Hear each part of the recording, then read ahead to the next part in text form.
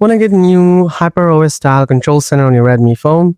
It's more than just flipping a switch. You'll need tools like Shizuku and Kante to remove the gray overlay and get the blur effect right.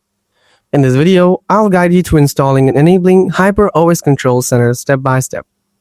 So let's jump straight into it. First, open up the Settings app, then scroll down to the bottom. Tap Feedback. Next, then tap Issues with Signal Reception. After that, tap No below. Then tap Submit. Here, make sure to select Issues from the top. Now tap on the text box and write, "My Control Center settings is missing on my phone.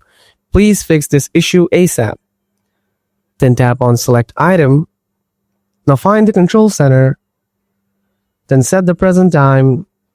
Next, enter your email address here.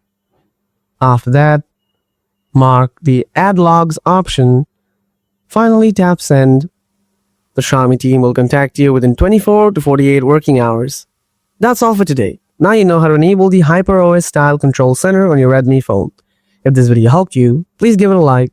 Got any questions? Just drop them in the comments below. Thanks for watching, and I'll see you in the next video. Until then, stay tuned. Bye.